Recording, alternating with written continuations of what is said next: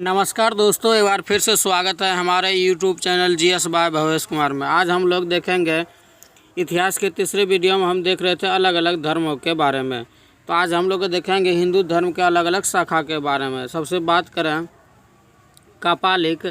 कपालिक एक हिंदू का ही शाखा होता है। ये नर खोपड़ी में भोजन और तथा जल ग्रहण करते हैं। ये मदिरा पान करते हैं और अस्थि के भस्म को पूरे शरीर में लगाते हैं। नागा साधु कपालिक ही होते हैं। फिर एक और था लिंगायत। लिंगायत दक्षिण भारत में अधिक फैला था। लिंगायत की बात करें तो शैव धर्म की इस शाखा का विकास कर्नाटक में अधिक हुआ। इसका प्रारंभ अल्लभ प्रभु ने किया था। ये शिवलिंग की पूजा करते हैं किंतु शिव को जलाते नहीं है। शिव को जलाते नहीं है तो हो जाएगा शिव को पूजना अर्थात पूजते नहीं, सिर्फ शिवलिंग की पूजा होती है, बल्कि दफनाते हैं। अर्थात अगर इसका कोई शव रहता है, मृत्यु हो जाए तो इस धर्म में लिंगायत में कर्नाटक में पाया जाता है, इसको जलाया नहीं जाता बल्कि दफनाया जाता है और शिव को पूजा करते हैं, तो उसको लिंगायत बोलते हैं, जो कर्नाटक में पाया जाता है। आगे बात करें वैष्णव धर्म। इसमें भगवान विष्णु का सबसे अधिक महत्व होता है। इसकी चर्चा पुराणों में मिलती है। पुराण में भगवान विष्णु के 10 अवतार की चर्चा है। राम, परशुराम, कृष्ण, बौद्ध विष्णु के प्रमुख अवतार है। और आगे बात करें तो इस धर्म को अवतारवाद भी कहते हैं। भागवत धर्म को अवतारवाद धर्म भी कहते हैं। इसे मानने वाला पूर्णतः शाकाहारी होता है। आगे बात करें तो महाजनपद की बात करें तो महाजनपद भारत में 6वीं शताब्दी के ईसा पूर्व अखंड भारत में द्वितीय नगरीकरण प्रारंभ हो गया, जिसे महाजनपद कहते हैं। बौद्ध ग्रंथ अंगुत्तर निकाय और जैन धर्म भागवती सूत्र में 16 महाजनपदों की चर्चा है, जो निम्नलिखित है और वर्तमान लोकेशन के साथ भी है। गंधार जो तक्षशिला भी पाकिस्तान में पड़ता है। कम्बोज की राजधानी हाटक है, जो अभी जम्मू कश्मीर और पाकिस्तान में कुछ भाग पड़ता है। मत्स्य विराटनगर राजस्थान में पड़ता है। कुरु इंद्रप्रस्थ दिल्ली। कुरु जो पड़ता है इंद्रप्रस्थ दिल्ली हरियाणा के आसपास पड़ता है। सूरीसेन महाजनपद था, जो मथुरा उत्तर प्रदेश में पड़ता था। आगे बात करें कौशल। कौशल की राजधानी श्रावस्ती था। कौशल भी उत्तर प्रदेश में फैला हुआ था। और पंचाल अहिच्छन्द कापिल उत्तर प्रदेश में है। पंचाल भी उत्तर प्रदेश में पड़ता है। चेदी शक्तिमती उसकी राजधानी था, उत्तर प्रदेश में पड़ता है। वत्स कौशाम्बी ये भी उत्तर प्रदेश में होता है। काशी वाराणसी ये भी उत्तर प्रदेश में ही पड़ता है। आपका मल्ल कुशीनगर भी पड़ता है उत्तर प्रदेश में ही। असमक की राजधानी पोटला, यह असमक पड़ता आपका महाराष्ट्र गोदावरी नदी के किनारे। अवंती उज्जैन हो जाएगा महेश्वरी मध्य प्रदेश में पड़ता है। बिज यह पड़ता है वज्जी पड़ता है आपका वैशाली बिहार में पड़ता है। हाजीपुरी वज्जी बोलता है। अंग पड़ता है आपका अंग महाजनपद था। अंग महाजनपद चंपा भागलपुर और मुंगेर इसमें आता था बिहार का। और मगध पड़ता था राजगीर पाटलिपुत्र बिहार के क्षेत्र में। इस तरह कुल 16 महाजनपद थे।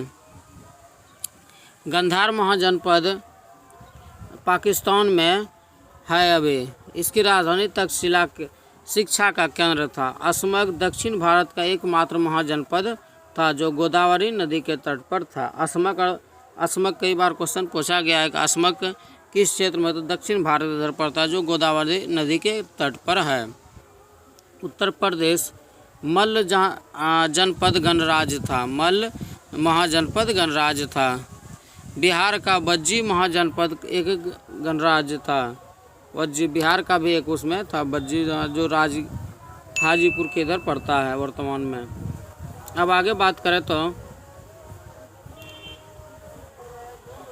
वज्जी की राजधानी बज्जी की राजधानी वैशाली में लिच्छवी गणराज्य का शासन था। वैशाली पड़ता है जिला एक, वहाँ लिच्छवी गणराज्य का शासन था, जो पूरे विश्व में सबसे पुराना गणराज्य है। अर्थात पूरे विश्व का सबसे पुराना गणराज्य वैशाली जिला में हुआ था, जो बिहार में है। सबसे शक्तिशाली महाजनपद मगध महाजनपद था। इसके दक्षिण में विंध्याचल पर्वत, पश्चिम में स्वर्ण नदी और उत्तर में गंगा और पूरब में फल्गु जैसी नदी थी। और इस महाजनपद के प्राकृतिक दुर्ग का कार्य करते थे। ये जो महाजनपद था प्राकृतिक दुर्ग का करता, अर्थात तीनों ओर से कि एक साइड से आपका गंगा था, दूसरे साइड से फल्गु नदी, फिर था एक साइड से पहाड़, जो चारों बगल से घिरा हुआ था। एक अच्छा संरक्षित महाजनपद था। मगध महाजनपद पर कुल 7 राजवंशों ने शासन किया। मगध जो जनपद था उस पर कुछ 7 राजवंशों ने शासन किया था। अब उस 7 वंशों की बात कर रहे तो इसका ट्रिक है। महाजनपद जो 7 वंश था, हसीन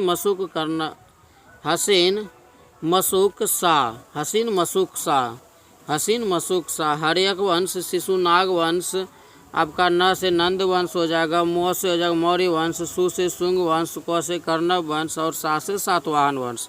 फिर से बात करें, हो से हो जाएगा हर्यक वंश, सी से हो जाएगा शिशुनाग वंश, नौ से हो जाएगा नंद वंश, मो से हो जाएगा मौर्य वंश और सु से हो जाएगा शुंग वंश, क से हो जाएगा कर्णक वंश और सा से हो जाएगा सातवाहन वंश। इस ट्रिक को आप कई बार बोले, हसीक मशुक शाह। ये आपका है मगध महाजनपद पर 7 वंशों का ट्रिक है। कि सबसे पहला वंश था आपका हर्यक, सबसे पहला वंश पूछेगा तो हर्यक, और सबसे बाद का पूछेगा तो सातवाहन। तो फिर आगे बात करें तो हर्यक वंश के संस्थापक बिंबिसार थे। यह पहला ऐतिहासिक राजवंश था तथा इसके संस्थापक बिंबिसार पहले ऐतिहासिक शासक थे। बिंबिसार ने विवाह के माध्यम से दहेज के रूप में क्षेत्र से अपने राज्यों का विस्तार किया। हर्यक वंश का स्थापना बिंबिसार थे। इनके समय अवंती के राजा चंद्रप्रदोत को एक साध्य रोग लाइलाज बीमारी हो गया। अतः इसे ठीक करने के लिए बिंबिसार ने अपने राज वैद्य जीवक को भेजा और जीवक की इलाज से चंद्रप्रदोत स्वस्थ हो गए। उन्होंने अवंती के मगध को अधीन कर लिया।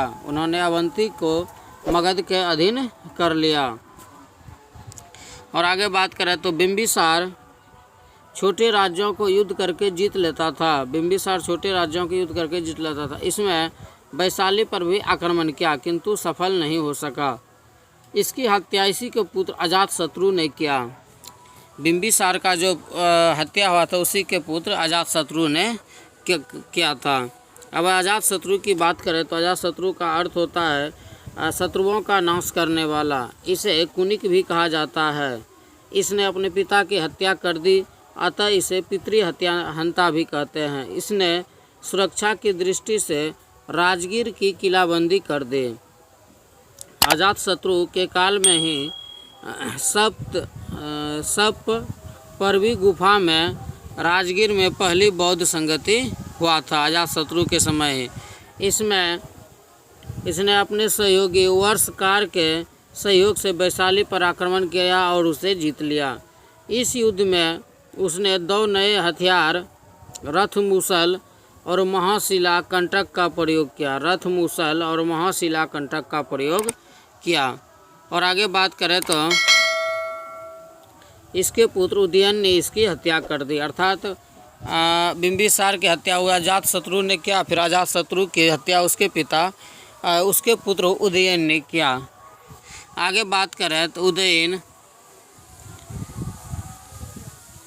उदयन की चर्चा करें तो उदयन ने अपने पिता की हत्या की थी, इसलिए इसे पितृहंता भी कहते हैं।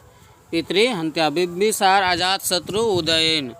इसने गंगा और स्वर्ण के संगम पर एक शहर स्थापना किया जिसका नाम पाटलिपुत्र रखा।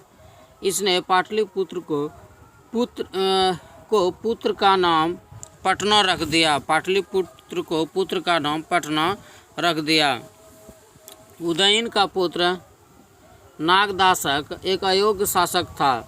इसकी हत्या इसी के सेनापति शिशुनाग ने कर दी और एक नया वंश की स्थापना कर दिया, जिसे जो क्या हो गया, शिशुनाग वंश। पहला था बिंबिसार, फिर अजातशत्रु के बाद आपका हो गया उदयन। उदयन के बाद उसके पुत्र नागदासक था, जिसका हत्या कर दिया जाता है।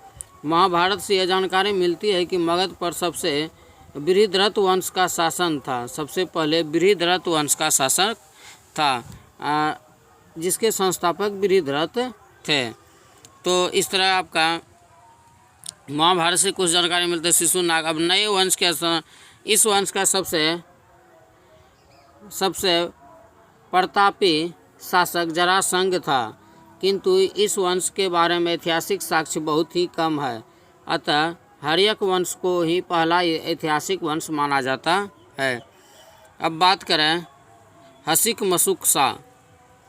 शिशुनाग वंश की चर्चा करें। शिशुनाग वंश के संस्थापक शिशुनाग थे। शिशु वंश के संस्थापक शिशुनाग थे। इन्होंने अपनी राजधानी वैशाली को बनाया। इसने अपनी राजधानी वैशाली को बनाया। इस वंश का अगला शासक कालाशोक था, जिसके समय में द्वितीय बौद्ध संगति हुई। इसने पाटलिपुत्र को पुनः राजधानी बना लिया। और आगे बात करें तो इस वंश का अंतिम शासक नंदी वर्मन था, जिसकी हत्या महापद्म नंद ने कर दिया। अब आगे बात करें नंद वंश की। नंद वंश इस वंश के संस्थापक महापद्म नंद थे, जो जाति के शूद्र थे। इन्होंने राजपूतों का विनाश करके सर्वोच्च त्रंग तक का उपाधि धारण किया। इसने कलिंग जीतकर एक राट की उपाधि धारण किया। नंद वंश ने इस वंश का अगला शासक धनानंद थे। यह बहुत ही क्रूर था।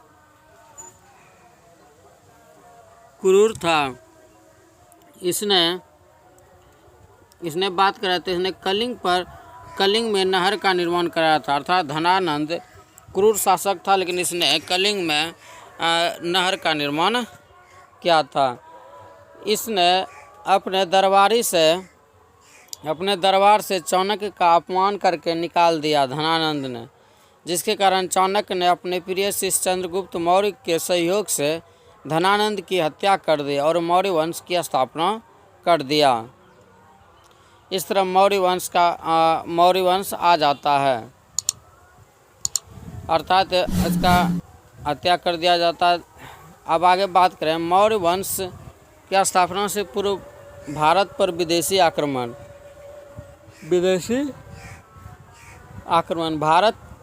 भारत के पूर्वी क्षेत्र में मगध एक शक्तिशाली राज्य था। भारत के पूर्वी क्षेत्र में मगध एक शक्तिशाली राज्य था, जो अगल बगल के छोटे राजाओं को हराकर भारत के पूर्वी क्षेत्रों में राजनीतिक स्थिरता ला दी थी।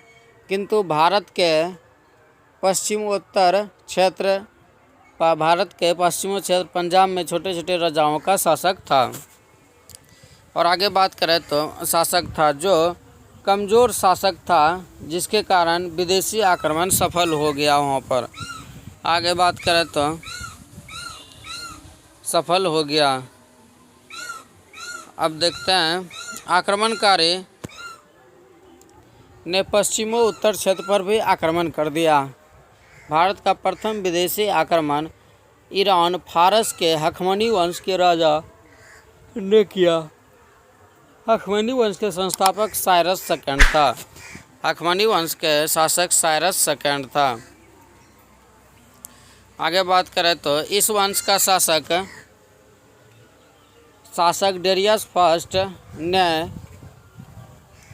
डेरियस फर्स्ट ने भारत पर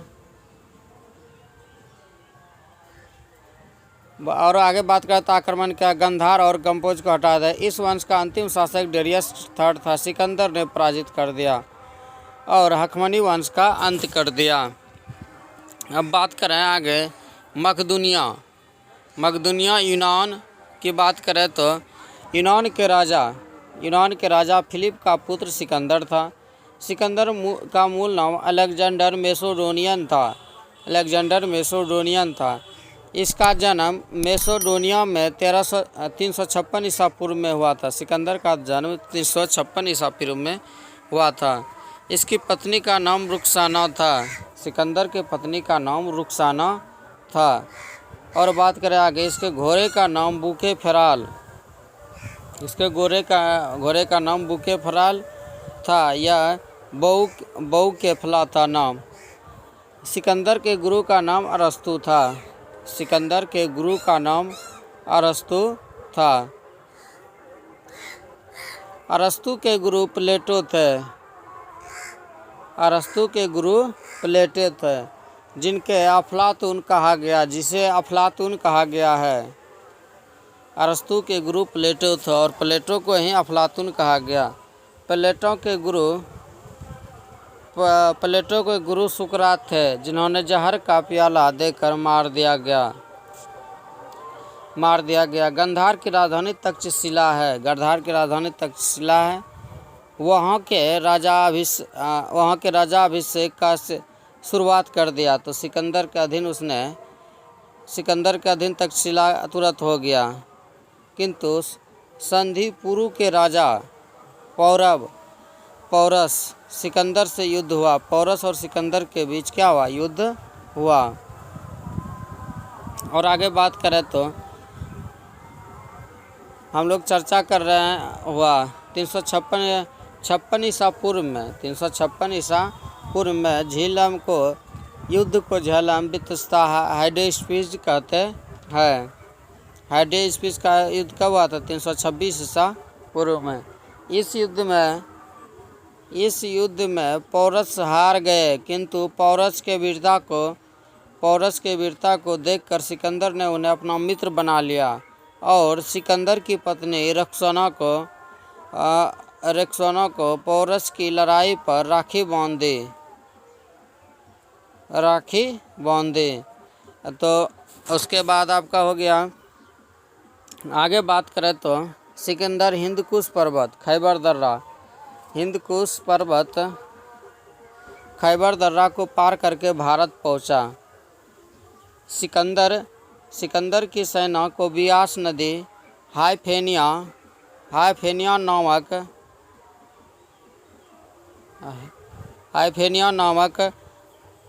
आपका पार करने से मना कर दिया। एक बियास नदी है जिसको हाइफेनिया कहते हैं। आगे की बात करें तो सिकंदर अपनी सेना को नदी पार कराने के लिए बहुत प्रेरित किया। इसलिए उसकी सेना में नदी का भाव, इसलिए सेना ने नदी पर नहीं पार किया। इस वीडियो में इतना ही। अगले वीडियो में